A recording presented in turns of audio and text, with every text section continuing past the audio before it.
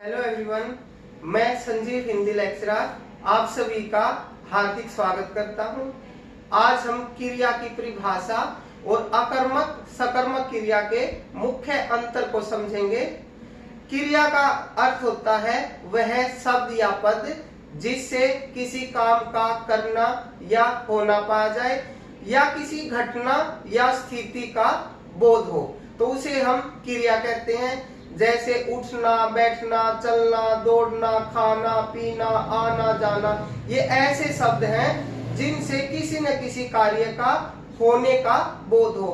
कुछ कार्य ऐसे होते हैं जो अपने आप होते हैं, उनके लिए प्रयत्न नहीं करना पड़ता, अर्थात अनायास ही हो जाते हैं। या कुछ कार्य ऐसे होते हैं जिनके लिए हमें प्रयत्न करना पड़ता है, या किसी न किसी स्थिति का, जैसे वह खड़ा है, वह बीमार है, तो किसी स्थिति का भी बोध है, वो सभी शब्द क्रिया शब्द कहलाते हैं। क्रिया मुख्य रूप से कर्म के आधार पर दो प्रकार की है, एक अकर्मक और एक सकर्मक। जैसे नाम से ही पता है, ए का अर्थ होता है नहीं और कर्म का अर्थ है कारक, तो एक प्रकार का कारक है कर्म। तो जिसमें कर्म नहीं है, ऐसी क्रिया जिसको करने में कर्म की अपेक्षा नहीं है, वह अकर्मक। और सकर्मक से का अर्थ सहित, उसके साथ, जिस क्रिया को करने में कर्म की आवश्यकता है वह सकर्मक, अर्थात कर्म के बिना वह अधूरी है। जैसे हम उदाहरण से देखते हैं, हंसना, रोना, सोना, इन क्रियाओं को करने के लिए कर्म की आवश्यकता नहीं है। यह कर्ता की स्वाभाविक क्रियाएं होती हैं। जो कर्ता कार्य को करता है उसका परिणाम सीधे तौर पर उसी को मिलता है, वे अकर्मक क्रिया है। जैसे उदाहरण से देखते हैं, राधा सो रही है, तो सो रही है एक क्रिया है और राधा का उस क्रिया से सीधा संबंध है, करने वाली राधा है, उसका परिणाम भी उसी पर पड़ता है। तो मैं दोबारा फिर, बालक हंस रहा है, तो बालक कौन है? कर्ता, हंस रहा है क्रिया, तो कर्ता का क्रिया के साथ सीधा संबंध है। मैं दोबारा फिर बता देता हूं, अकर्मक की मुख्य पहचान है कर्ता कार्य को करता है, यानी कर्ता क्रिया के साथ सीधा संबंध रखता है। कर्ता जो कार्य करता है उसका परिणाम सीधा कर्ता पर ही पड़ता है। जैसे बालक हंस रहा है, तो हंसने का कार्य बालक ने किया, कर्ता भी वही और परिणाम भी उसी पर। तो कुछ इनमें कर्ता की स्वाभाविक क्रियाएं होती हैं, जैसे हंसना, मुस्कुराना, खिलना, गिरना। तो और इसमें मुख्य आपने दो ही बातें ध्यान रखनी है कि इसमें किसी अन्य पद की आवश्यकता नहीं होती। कर्ता जब क्रिया करता है तो कर्ता का सीधा संबंध क्रिया से होता है, उसके लिए उसे अन्य किसी भी पद की आवश्यकता नहीं है। अन्य, जैसे यहाँ पढ़ना है, लिखना है, बुनना है, तो जब कर्ता इन कार्य को करेगा तो उसको किसी अन्य पद की आवश्यकता पड़ेगी। जैसे वह पढ़ता है, तो यह वाक्य अधूरा हुआ।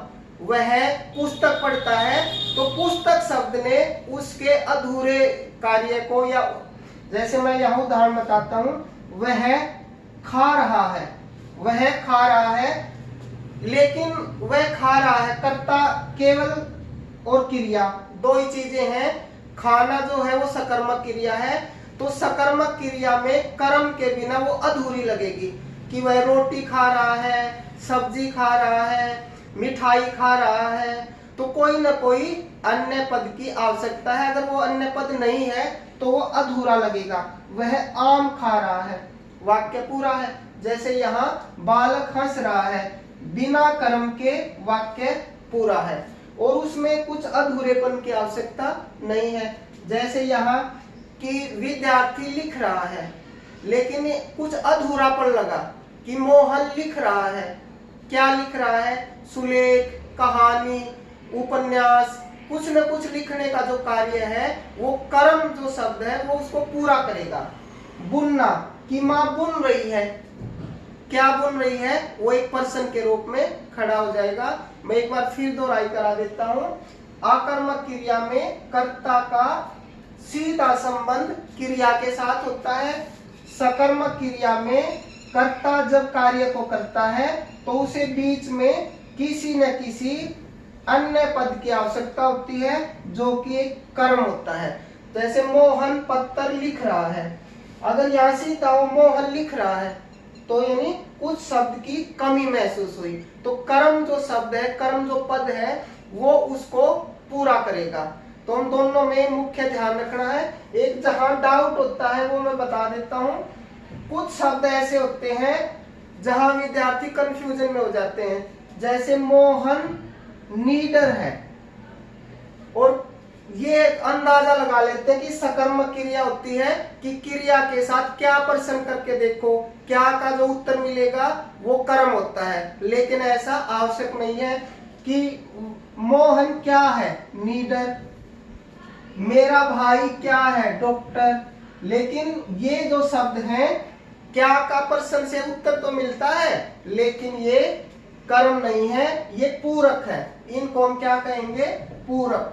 पूरक शब्द होते हैं जो किसी भी कर्ता की स्थिति को, उसके अस्तित्व को पूरा करते हैं, उसके बारे में पूरी बात को बताते हैं। जैसे मोहन है, केवल इतना होता मोहन है, लेकिन क्या है, अध्यापक है, इंजीनियर है, बीमार है, डॉक्टर है। तो मोहन के कर्ता के ही बारे में, उसकी पूरी स्थिति को स्पष्ट करने वाले शब्द पूरक शब्द कहलाते हैं, वो कर्म नहीं कहलाते। जैसे मेरा भाई है, क्या है, डॉक्टर, इंजीनियर, अध्यापक, कुछ न कुछ पहलवान, कुछ तो बताएगा। तो जो शब्द सीधे तौर पे कर्ता से जुड़े होते हैं, सीधे तौर पे कर्ता से जुड़े होते हैं, उसकी स्थिति के बारे में, उसके अस्तित्व के बारे में, उसके होने के बारे में बताते हैं, और कर्ता की जो अधूरेपन को पूरा करते हैं, वो पूरक शब्द हैं, और वो अकर्मक क्रिया का ही एक भाग है। सकर्मक क्रिया कोई भी आप देख लो, जैसे उसने तोड़ दिया, केवल इतना होता, तो कर्ता है उसने, तोड़ दिया क्रिया है, लेकिन क्या तोड़ दिया, एक प्रश्न के रूप में वाक्य अधूरा रह गया। उसने गिलास तोड़ दिया, तो गिलास कहने से वाक्य पूरा हुआ, तो गिलास क्या हुआ, कर्म। तो इनमें कोई भी सकर्मक क्रिया में हम देखेंगे किसी भी शब्द को तोड़ना, दिखाना, चुभना, खेलना, लिखना, पढ़ना, केवल इतना शब्द कहने से वाक्य पूरा नहीं होता, वह अधूरा रहता है। अब हम थोड़ा और डिटेल में पढ़ते हैं। सकर्मक क्रिया दो प्रकार की होती है, एक कर्मक, द्विकर्मक। एक जैसे नाम से ही पता है, जिस क्रिया को पूरा करने में एक कर्म की आवश्यकता है, एक कर्मक, और जिस क्रिया को पूरा करने में दो कर्म की आवश्यकता है, वह द्विकर्मक। जैसे मोहन पत्थर लिख रहा है, क्या लिख रहा है, पत्थर, तो पत्थर एक कर्म है, तो एक कर्मक। सोहन क्रिकेट खेल रहा है, क्या खेल रहा है, क्रिकेट, तो यहाँ भी एक कर्म है। मोहन ने सोहन को रुपए उधार दिए, क्या उधार दिए, रुपये, किसको दिए, सोहन को, तो मोहन ने यह करता है, किसको दिए, सोहन को, एक कर्म, क्या दिए, रुपए, दूसरा कर्म। तो इस वाक्य में क्रिया कहलाएगी द्विकर्मक। लता ने मुझे चित्र दिखाया, क्या दिखाया, चित्र, एक कर्म, किसको दिखाया, मुझे, दूसरा कर्म। लोगों ने गाड़ी को धक्का लगाया, क्या लगाया, धक्का, एक कर्म, किसको लगाया, गाड़ी को, दूसरा कर्म। हरीश ने बॉल को ठोकर मारी, क्या मारी, ठोकर, पहला कर्म, दूसरा। तो हमने एक बात और ध्यान रखनी है, जो क्रिया के पास होता है, कोई भी कर्म है जो क्रिया की तरफ है, जैसे रुपए, चित्र, धक्का, ठोकर, ये शब्द क्रिया की तरफ है और ये मुख्य कर्म कहलाएंगे, मुख्य कर्म। और जैसे सोहन, मुझे, गाड़ी, बॉल, ये क्या है, ये कर्ता की तरफ है, तो जो कर्ता की तरफ होता है वह क्या कहलाता है, गौण कर्म। इन दोनों बातों का ध्यान रखो, ये क्रिया की तरफ मुख्य कर्म और कर्ता की तरफ गौण कर्म है। परीक्षा के लिए हमने उपयोगी बातें जो याद रखनी है वो क्या है कि जैसे सबसे पहले तो अपने देखना कि अपने मूल रूप में है, कोई भी जो क्रिया अपने मूल रूप में हमने देखना है कि जैसे हंसना, उसका कर्ता से सीधा संबंध है, कर्ता से सीधा संबंध है तो वह अकर्मक कहलाएगी। जैसे हंसना, रोना, सोना, झपकना, गिरना, उठना, दौड़ना, ये अकर्मक क्रियाएं हैं क्योंकि कर्ता से सीधा संबंध है, बीच में किसी अन्य पद की आवश्यकता नहीं है।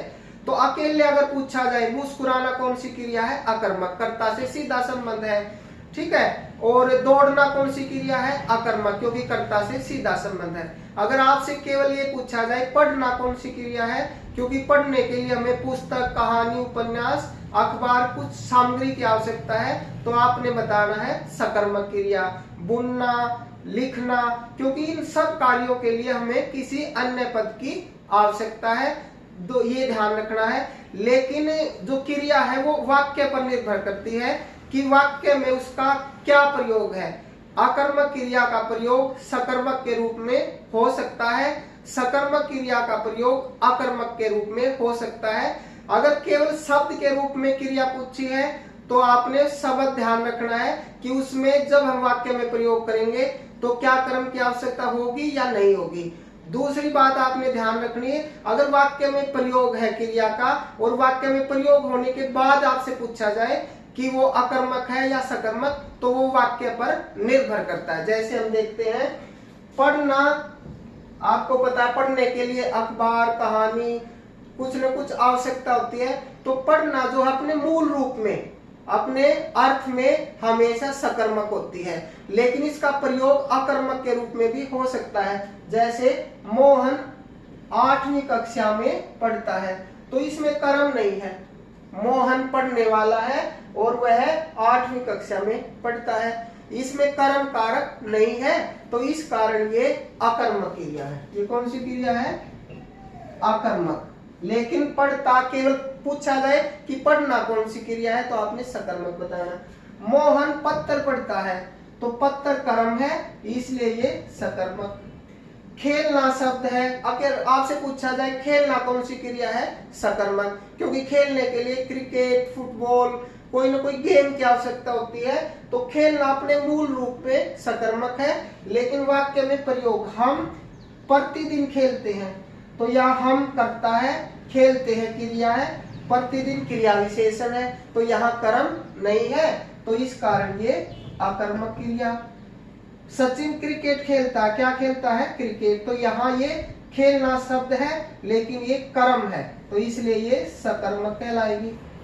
बच्चा लिख रहा है, तो बच्चा क्या है, कर्ता, लिख रहा है क्रिया, तो इसमें कर्म नहीं है।